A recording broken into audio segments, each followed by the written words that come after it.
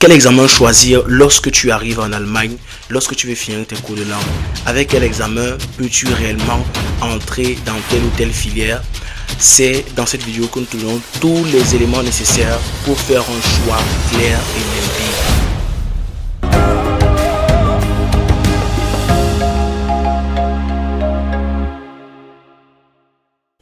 Salut à toi, j'espère que tu vas bien.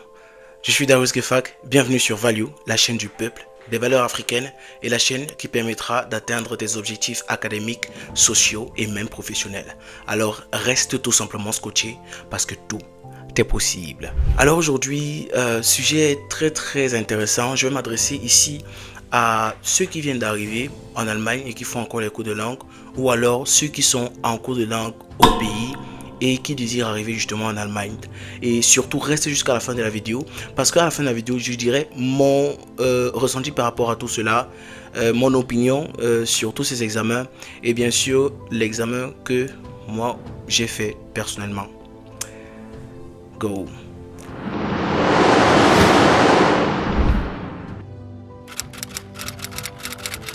Parlons du DSA. Je crois que beaucoup de personnes qui sont arrivées ici connaissent déjà. La difficulté vraiment pour ceux qui viennent d'arriver, c'est de recevoir de part et d'autre une pléthore d'informations concernant l'examen le plus intéressant à faire. C'est justement pour ça que nous voulons aborder cette vidéo. C'est très important. Quel examen qui te sied en termes de temps, en termes de prix? Nous allons en parler. Le DSA, c'est tout simplement l'examen qui te permettra d'entrer dans une université allemande, comme tous les autres naturellement. C'est un examen fait pour les étrangers et ça a une particularité très claire, c'est que c'est fait avec plusieurs modules, entre autres le Lesen. Bon, on va parler comme on s'adresse naturellement toujours entre Africains. On a le Lesen, on a le Hören, on a le Schreiben, on a le Sprechen et on a la grammatique, donc la grammaire. Le DSA est d'autant plus intéressant dans la mesure où il y a trois critères de notation, entre autres trois critères de succès, on va dire ça comme ça. Pour avoir un DSA 1, il faudrait avoir une note minimum de 57%. Le DSA 1 par contre est beaucoup refusé dans les universités. Très peu d'universités acceptent les étudiants titulaires d'un DSA 1 ou alors vous acceptent et vous demandent après justement de leur donner un DSA 2. Chutons justement au DSA 2. Le DSA 2, pour l'obtenir, il faudra avoir une note minimum de 67%. C'est le DSA justement qui vous permettra d'entrer dans la plupart des universités ou dans la plupart des filières allemandes. Parlons maintenant du DSA 3. Le DSA 3, c'est le niveau de langue le plus élevé dans cet examen du DSA. Pour l'obtenir, il faudrait avoir une moyenne minimum de 82%.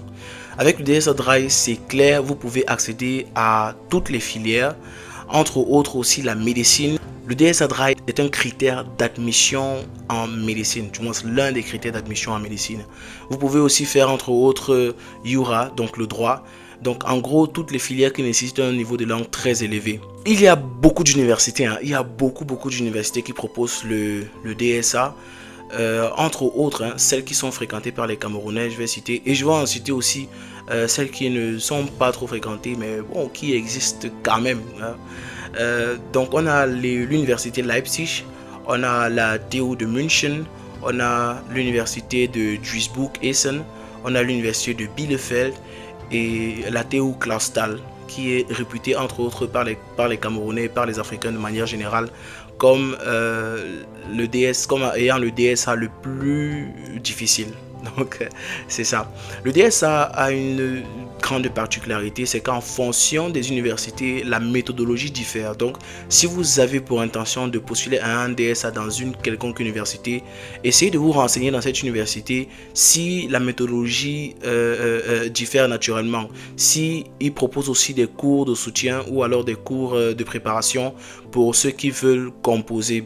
Il y a beaucoup d'universités qui ont soit des épreuves, soit qui proposent des cours de préparation à l'examen. Donc c'est très important aussi d'avoir ces informations là, parce que la méthodologie est souvent très différente et les critères de notation aussi sont souvent très différents. Bon, maintenant parlons à ça me rappelle Stéphanie Misa. Parlons à le prix du DSA va entre 100 et 200 euros. Donc c'est vraiment en fonction des universités. Donc renseignez-vous par rapport à ça aussi dans chacune des universités dans lesquelles vous voulez postuler. Donc ça va de 100 à 200 euros. Le TELC. Parlons du TELC. Alors, le TELC est un examen très intéressant. Oui, il est aussi constitué de plusieurs modules, entre autres le Sprechen, le Schreiben, le Hören, le Lesen et le Sprachbaustein. Donc ici, c'est comme une sorte de grammaire aussi, le Sprachbaustein. Très intéressant le TELC. On va dire que j'ai beaucoup à dire sur ce sujet. Le TELC, voilà, est constitué de grands modules. Donc il y a le Mündlich et il y a le Schriftlich.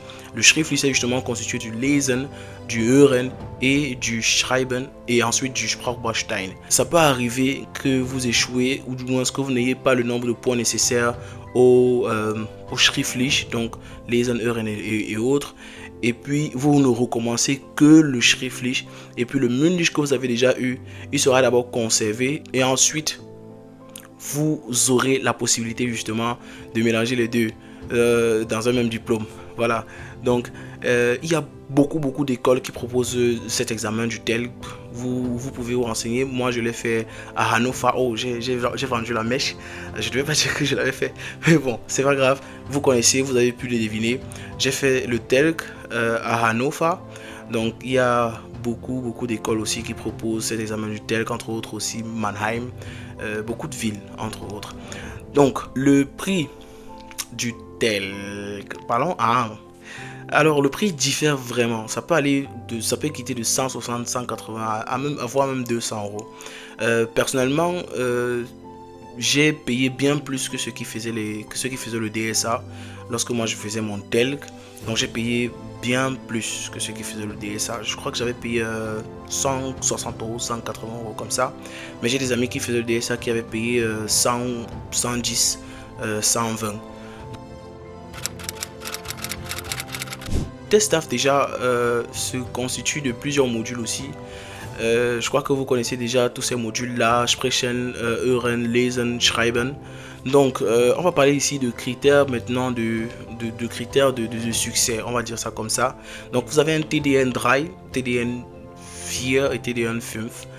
Lorsque vous étudiez un TDN 3, c'est très difficile que vous soyez pris dans une université. C'est un peu l'équivalent du DSA 1. C'est vraiment très difficile que vous soyez pris dans une université.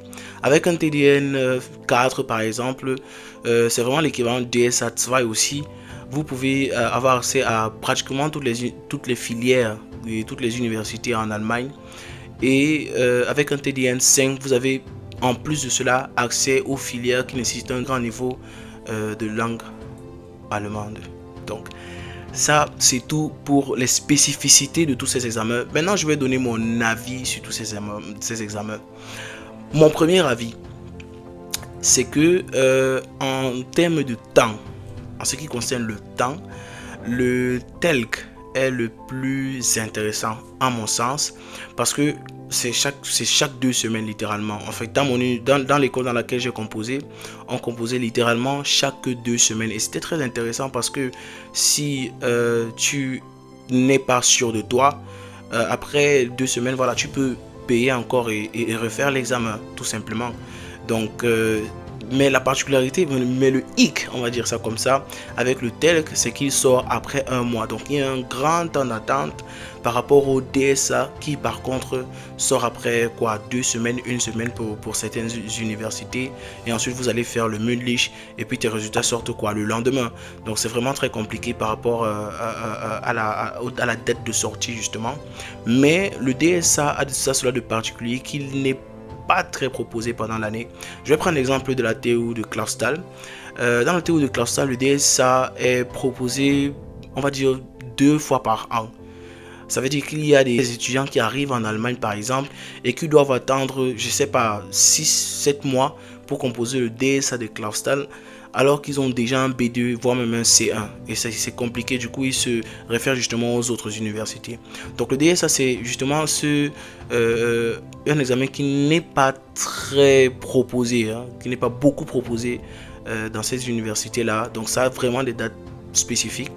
Le TELC, lui, voilà, c'est la vista. Donc c'est tout le temps proposé. Vous avez une pléthore de choix dans une pléthore d'universités. C'est comme vous voulez, tout simplement. Juste, vous devez attendre un mois pour pouvoir postuler, du moins pour recevoir vos résultats. Alors, et quel est mon avis? Mon avis, c'est que je n'ai pas d'avis. Mon avis, c'est que vous devez faire vos choix. Mon avis, c'est que vous devez prendre une décision. Donc, vous avez les éléments en face de vous. Je me suis préparé en DSA quand je suis arrivé en Allemagne. Et puis après, j'ai décidé de faire le TELC. Pourquoi? Parce que j'avais appris qu'il y avait des épreuves de préparation dehors. Des épreuves qui contiennent des exercices qui viennent à l'examen très souvent. C'est pour ça que j'ai fait le TELC. Finalement, mon avis sur le sujet, c'est quoi? L'avis tant entendu est tout simplement que peu importe l'examen que vous choisissez, vous devez être préparé, vous devez être prêt à le faire. Peu importe que vous choisissiez le TELC, le DSA, vous devez être vraiment préparé à travailler, à bosser dur pour justement pouvoir passer cet examen-là. Parce que c'est très important aussi d'être préparé, peu importe ce qu'on va vous dire, peu importe le temps que vous allez passer à composer. C'est vrai qu'il y a eu des gens qui ont eu le DSA après 10 tentatives, après 3, 4, 5 tentatives. Nous allons justement reparler de ce sujet. Pourquoi certains Camerounais durent aussi en cours de langue? C'est assez intéressant comme sujet. Nous allons analyser donc toutes les raisons pour lesquelles les Camerounais durent en cours de langue.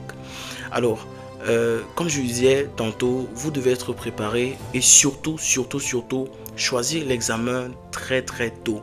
Je crois que vous avez la possibilité d'avoir toutes les méthodologies.